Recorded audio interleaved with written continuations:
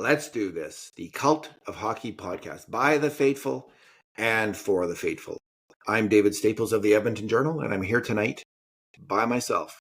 Kurt Levins watches game on Rogers Sportsnet. It looks like the World Series game crashed the feed. He's somewhere mired in the second period right now, so we both decided I should just charge ahead with this and proceed. So, a big win for the Edmonton Oilers, 3-2 overtime victory over the Chicago Blackhawks. Edmonton, by the grade A shots, this wasn't close. Edmonton had 18, the Hawks had 11, 5 alarm shots, 7-5 for the Edmonton Oilers. So I'm just going to try to get through this. Might be a little disjointed because I don't have any breaks to get my thoughts together as I go through the 2 good things, 2 bad things, and 2 numbers. But we'll give it a go. The first good thing is the overtime goal. First good thing about that overtime goal was the Oilers had a bunch of fresh players on the ice. And the reason that happened was a great play by Vasily Podkolzin. So I had criticized Podkolzin a few games ago for they'd been out for like a minute and a half in their own zone, trapped in their own zone, and they had not been able to get it out.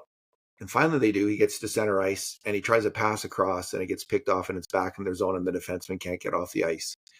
That was a bad play. This time it was the opposite. He made a great tactical play. He, again, the Chicago players were very tired and he quite wisely took the puck into the Chicago end and then circled back to center ice and got off the ice. And out come McDavid, Draisaitl, and Evan Bouchard against 3 very tired Chicago Blackhawk defenders. And McDavid charges in. He gets the puck to Draisaitl, who bowls his way across the ice in Draisaitlian fashion on the backhand, puts the puck over to Evan Bouchard. And Bouchard, up until that moment, it struck me that he had the yips in this game. And, there's been a big debate about what's going on with him, why he's playing so poorly. And there's some people think, well, he's too casual. He's lazy. He's not working hard enough.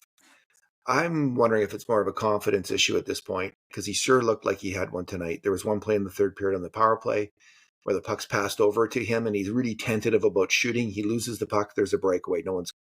He's down on the half wall, but no one's moved to the top to cover for him because, Oilers power play.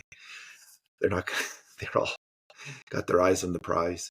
So there's a breakaway. And this time, Stuart Skinner makes a huge play to save both Bouchard and Skinner himself.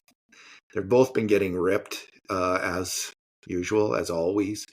Great save by Skinner, save of the game, and saves Bouchard. But Bouchard made a couple more tough plays, and I do think he's got the yips. There's a bit of a confidence issue.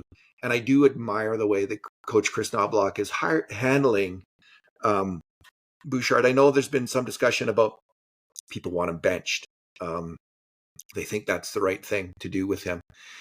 I just think every player is different, and the coach would know his players better than you or I would. So we shouldn't assume that every player should be benched for the same thing or promoted for the same things. Every player needs to be handled slightly differently. Now, you do have to take action sooner or later in a kind of consistent fashion, but you also have to be careful. And I think he's getting it right with Bouchard, and it paid off, perhaps. Bouchard finally got the great play that he needed, and he finally got the bounce that he needed. He takes the pass from Draisaitl. First one, bangs it on net. The goalie makes a save. Second one, he gets the rebound. It bounces right to him. That's the bounce he needed, and he puts it right in the net. That's the skill play that he needed. Bouchard looked awfully relieved after the game, especially compared to the morose and beaten down young man that we saw after the other game. I understand he's been making a ton of mistakes. He really has. This is the worst stretch of his career. But again, I do think Knobloch is getting it right. And I hope this is a significant moment for Bouchard just in getting it going, because he is such a fantastic hockey player. as he demonstrated in the playoffs against Los Angeles when he was one of the key players in Edmonton's comeback in that series, and making so many great plays under pressure. He's facing a different kind of pressure right now. I think one of his own confidence, and hopefully, and I expect him to get on the right side of that. The second good thing tonight, Jack Roslovic. Forever, it seems, the Oilers have been searching for a winger to play with Leon Draisaitl. And the last time Draisaitl was on a truly functional line trio was 2019-20, the year he won the MVP, when he was with Yamamoto and Nugent Hopkins on the dynamite line. They were just fantastic moving the puck. Yamamoto was his best before he ever got banged up and injured. He was flying out there. Nuge was flying. They had great chemistry. And then they got broken up for the playoffs for some reason. Still don't know why Dave Tippett did that. Anyway, they've been searching for wingers. They've been bringing, like Dominic Cahoon came in, and other players have come in that they've tried out with Draisaitl. And they've never, and then they brought in Victor Arvidsson and Jeff Skinner last summer, spending all their money, and eventually it ends up with them losing Dylan Holloway because of it. When they lost Holloway, they brought in Vasily Podkolzin, who has worked out well with Draisaitl consistently. And Arvidsson did well for a time, but he could not find the twine. He could never get going as a scorer. And I think both Arvidsson and Skinner in their early 30s were a bit past their prime when they got here. Whereas Skinner's in his Roslovic's in his late 20s, I should say. And man, he's flying out there. He can really move. He really reads the play well. He's an outstanding offensive player. I mean, I think he was like 65th last year in even strength scoring in the NHL. He can really, really make offensive plays. He can really combine well with other players. And he might be, again, that player that is the perfect fit. Podkolzin, the up and down, hardworking winger. Draisaitl is Draisaitl. And now Roslovic, a guy who can work with Draisaitl, make passes, take shots, with some really strong offensive skill. And tonight he set up Podkolzin for a one-timer. He was making all kinds of nice passes to set up grade A shots. He broke in and got a really great shot of his own. And he scored a goal in the power play. Went to the net. David Tomasik was taken out of this game on the power play because they wanted to put in Noah Philp. And I think it's the right move because Philp's a better center than Tomasik. But Roslovic came in there. Tomasik, he has done well on the power play. He's got 6 grade A shots on the power play so far this year, but he's yet to score. Roslovic scored. It makes a big difference. And I wonder when Tomasik will get in another game. I think we're going to see Roslovic on the power play again. He moves around. He's fast. He's aggressive. He's smart. He's a good hockey player. And he's looking like he really fit in with the Oilers. He wanted to sign with the Oilers, as we all know, earlier this summer. Or they didn't want to sign, but the Oilers wanted to sign him, I should say. They offered him a 3-year deal. He turned it down and wasn't enough money at the time. But when he couldn't get a contract, he signed here 1 year at $1.5 million. It's a great deal for the Oilers, and it speaks to how much players want to come here. And finally, like fingers crossed, this is the first Oilers line that's working this year. Roslovic, Draisaitl, Podkolzin. Huge for the team, huge for the coach to have figured that out.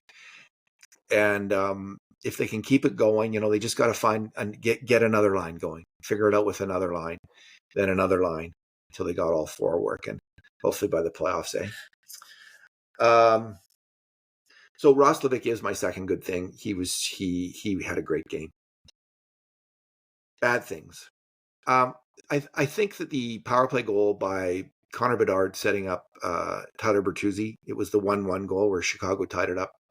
Not the best moment for the 2 veteran defensemen out there, Darnell Nurse and Jake Wallman. It's tough to rate players on their PK work. You kind of have to guess to some extent on how aggressive should they be. Should they be backing off? Should they be attacking? It's a lot about feel on the PK and the players out there trying to sort their way through it, what the best move is. And Nurse, it just struck me that both Nurse and Wallman got on the wrong side of things. Nurse got a little too high in the defensive zone. Connor Bedard's in the corner. He's the most dangerous player on the ice. And I think Nurse gave him a bit too much time and space, backed away. He was backing away high to take away the high shot from the slot, which is a really dangerous. Bedard's not likely to score from where he was. That is the danger man, except for the other guy down by the net, Bertuzzi. And Bertuzzi pulled the old Zach Hyman. He got right on the post with his stick on the ice. And Wallman got on the wrong side of him. The puck is put across the crease, so Skinner can't get it. Bertuzzi gets it on his body, I think on his skate, and puts it to his stick and puts it in. Through Wallman, Nurse's stick isn't in the way. And it would have been nice if Nurse's stick was in the way, or if Wallman was able to either tie up Bertuzzi or get in the way himself. Neither thing happened, and there's a goal against on the PK. It is a tough play for those two players, but they're capable of making it, and I don't think I didn't love the execution on that play. The next thing wrong, the next bad thing will be the Sportsnet feed tonight, which is why Kurt's not here. He's again watching the second period or somewhere in there now. It was all gobbled up. I guess the system just got overloaded by so many people watching the Blue Jays game. My second bad thing is because so many people were watching both games, they're kind of interrelated, and the Oilers game was kind of an anticlimax. So my bad thing is the Jays losing. I'm the last person on the Jays bandwagon. I haven't watched a full ball game since the early 90s. And since the Expos left Montreal, I was a huge Expos fan.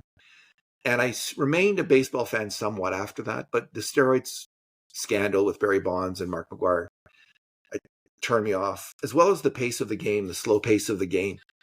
So it was a real surprise when I turned it on, getting on the bandwagon.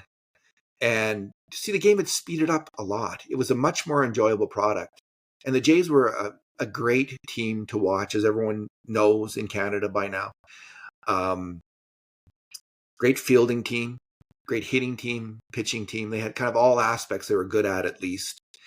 And they came within just one call at home plate of beating the ballyhooed LA Dodgers, who are a fantastic team. Won the World Series twice in a row. That call was so close at the plate where the catcher lifted his foot and apparently got it down in time again. I'm not going to comment on it because I can't say I didn't see a clear enough replay to know. I'm assuming they got it right. But a tough way to lose. And I want to say I really feel for Toronto fans and baseball fans across Canada. That people who are following it closely and have been for years, especially the hardcore.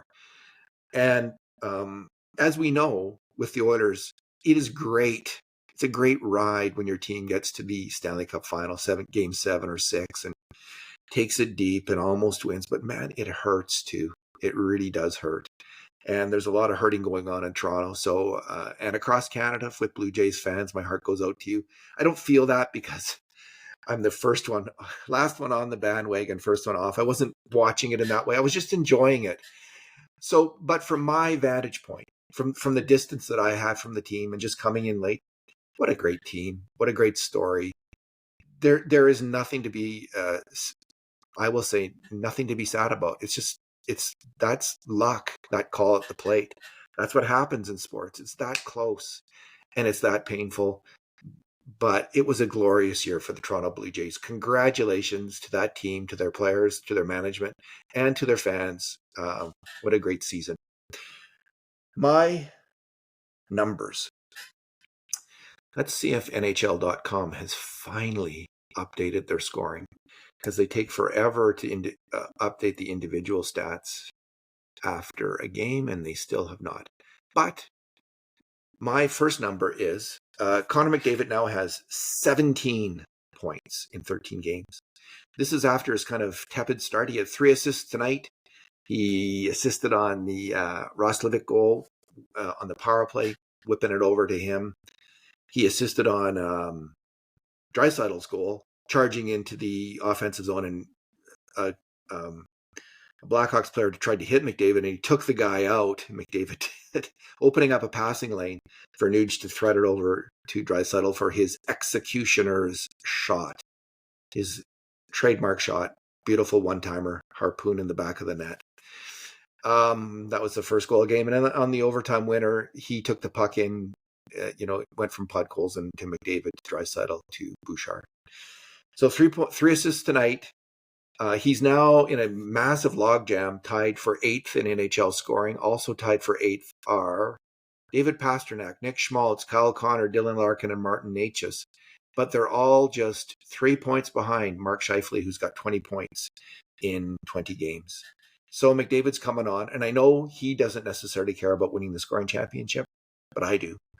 I love to see him succeed, to win championships, to win Hart trophies. I really want for him to see him win the Stanley Cup.